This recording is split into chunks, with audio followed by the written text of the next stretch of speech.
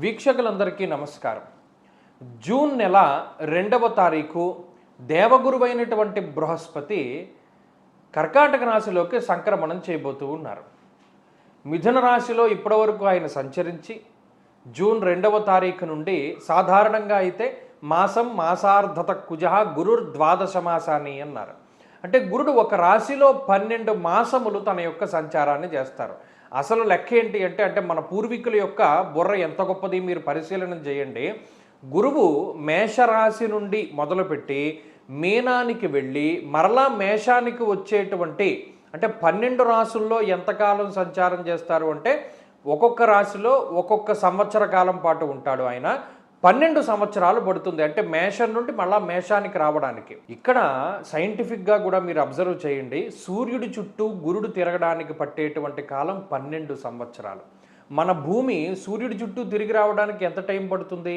365 రోజులు టైం పడుతుంది. కానీ గురుగ్రహానికి ఎంత టైం పడుతుంది? 12 సంవత్సరాలు టైం పడుతుంది. అందుకనే భూమి మీద ఉండేటువంటి వాడి కాలమానానికి బృహస్పతి గ్రహం మీద ఉండేటువంటి కాలమానానికి వ్యత్యాసం ఉంటుంది. ఇప్పుడు దేవగురువైనటువంటి బృహస్పతి కర్కాటక రాశిలో ఎంతకాలం ఉంటున్నారు? 12 మాసాలు ఉండాలి, అంటే 1 సంవత్సర కాలం పాటు ఉండాలి. కానీ ఈ సంవత్సరం ఏమవుతోంది?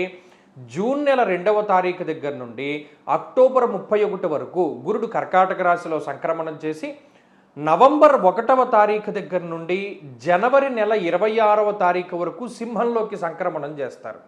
మరలా జనవరి 26వ తారీఖు నాడు కర్కాటకానికి వచ్చి మళ్ళా జూన్ నెల వరకు కూడా ఆయన కర్కాటకంలో సంక్రమణం చేస్తారు.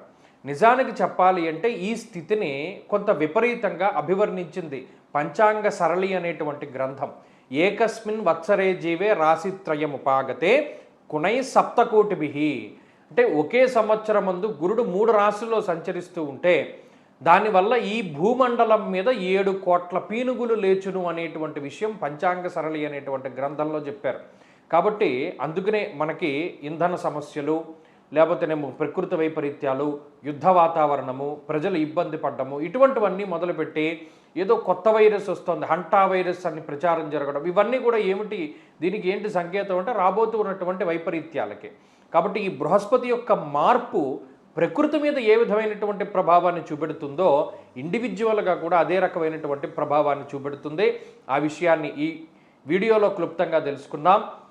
ఒక్కొక్క రాశి పైన గురుని యొక్క సంచార విశేషాలను మనం ఇప్పుడు చూద్దాం. సింహరాశి వారికి దేవగురువైనటువంటి బృహస్పతి జూన్ 2వ తారీఖు నుండి 12వ స్థానమందు రజతమూర్తిగా సంచరించబోతూ ఉన్నారు. రజతమూర్తి అంటే ఇక్కడతో 50% ఫలితం వస్తుంది, మంచైనా చెడైనా, కాబట్టి పెద్ద దోషం లేదు.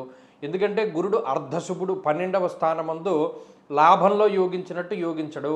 ఆయన 12వ స్థానంలో అర్ధశుభుడుగానే ఉంటాడు. అంటే ఏ విధంగానూ శుభమూలకో వ్యయశ్చైవ ప్రాణి విక్రయ దోషణం అన్నారు. అంటే ఈ 12వ ఇంట్లో ఉండేటువంటి గురుడు స్థాన భ్రంశాన్ని కలగజేస్తారు. అంటే సింహరాశి వారందరికీ ఇక్కడ అష్టమంలో శని ఉన్నారు, ఆ విషయాన్ని దృష్టిలో పెట్టుకోవాలి. 12లో గురుడు పడుతున్నారు అంటే 2 దీర్ఘ సంచార గ్రహాల తాలూకు బలాలు తగ్గిపోతాయి. ఎప్పటి వరకు తగ్గిపోతుంది ఇది? మరలా డిసెంబర్ నెల వచ్చేంత వరకు. డిసెంబర్ 8న రాహువు బలం పెరుగుతుంది.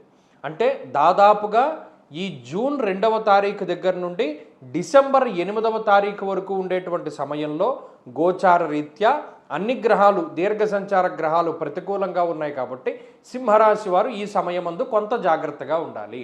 ఏ విధంగానూ 12లో గురుడు ఉండడం, అష్టమంలో శనేశ్వరుడు ఉండడం వల్ల నానా కార్య విరోధ స్యాత్ అన్నారు. అంటే ఖర్చు ఎక్కువగా ఉంటుంది, ఏ పని కూడా ముందుకు సాగదు, బద్ధకం పెరిగేలా చేస్తారు, దేహం పెరిగిపోతూ ఉంటుంది. ఇక్కడ ప్రధానమైనటువంటి విషయం ఏంటి అంటే శరీరం బరువు పెరుగుతూ ఉండడము, బరువు పెరగడం ద్వారా వచ్చేటువంటి దీర్ఘకాలిక అనారోగ్య సమస్యలతోటి బాధపడుతూ ఉండడము, బద్ధకం అధికంగా ఉండడము, పనులు వాయిదా వేసుకుంటూ ఉండడము, చురుకుదనం లేకపోతూ ఉండడము, అలాగే ఏ పని కూడా అంత ఫాస్ట్ ఫార్వర్డ్గా ముందుకు సాగకపోవడం లాంటి విషయాలన్నీ కూడా ఈ 12లో గురుడు ఉండడం వల్ల మనం చూడగలుగుతాము. అలాగే ఈ స్థితి మరలా ఏ విధంగా దేశాంతరాలు దాటి వెళ్ళేటువంటి అవకాశాలను కల్పిస్తుంది. ఈ విషయం ప్రధానంగా గుర్తుపెట్టుకోవాలి. అంటే సింహరాశి వారిలో చదువుకునేటువంటి వాళ్ళు, ఉద్యోగం చేసేటువంటి వాళ్ళు, ఎవరైనా దేశం దాటి వెళ్ళాలి అంటే ఈ గ్రహస్థితి చాలా కలిసి వస్తుంది, సహకరిస్తుంది కూడాను. అలాగే ఇప్పటికే దేశం దాటి బయట ఉన్నటువంటి సింహరాశి వారు ఎవరైతే ఉంటారో వారికి కూడా ఈ గ్రహస్థితి చాలా వరకు కలిసి వస్తుంది. అక్కడ స్థిరమైనటువంటి పరిస్థితులు ఏర్పడడానికి కూడా అవకాశాన్ని కల్పిస్తుంది. అయితే ఈ గురుని యొక్క మార్పు ద్వారా శుభమూలకంగా ధనాన్ని ఖర్చు పెట్టేటువంటి పరిస్థితులు వస్తాయి. ఏదైనా పుణ్య కార్యక్రమాలకో, పుణ్యనది స్నానాలకో, తీర్థయాత్రలకో, లేదా ఏదైనా యజ్ఞయాగాది క్రతువులకనో దేనికైనా సరే ధనాన్ని ఖర్చు పెట్టేటువంటి పరిస్థితులు ఎక్కువగా ఉంటాయి. ఇంకోలా చెప్పుకోవాలి అంటే గతంలో వచ్చినటువంటి ఆదాయం రాదు. అంటే గతంలో 2 చేతుల్లో 3 చేతులతో సంపాదించుకుంటూ ఉండేటువంటి పరిస్థితుల్లో ఈసారి ఆదాయం కొంత తక్కువగా ఉండడానికి అవకాశం ఉంటుంది. అలాగే ఇందాక చెప్పుకున్నట్టు వ్యయము, స్థానచలనము, సుఖహీనము అంటే అంత ప్రాపర్గా శరీరం ప్రశాంతతను పొందకుండా ఉంటుంది. అంటే అంత సుఖవంతమైనటువంటి జీవనం ఉండదు. ఏదో ఒక కష్టసాధ్యమైనటువంటి జీవనమే ఉంటూ ఉంటుంది. ఏదో ప్రయాణాలు చేయడం వల్ల అలసిపోవడమో, లేదో శారీరక శ్రమ ఉండడమో, ఇటువంటి వాటి పరంగానే కొంత ఒత్తిడి అధికంగా ఉండడమో, వీటి పరంగానే కొంత గురుడు ఏడిపిస్తూ ఉంటారు. కాబట్టి దీనివల్ల మనకి తెలిసిందేంటి అంటే కొంత శారీరక సౌఖ్యం తక్కువ, నిద్రా సౌఖ్యం తక్కువ. అంటే పడుకునేటువంటి సమయం చాలా తక్కువ, నిద్ర పట్టనివ్వడు ఆయన.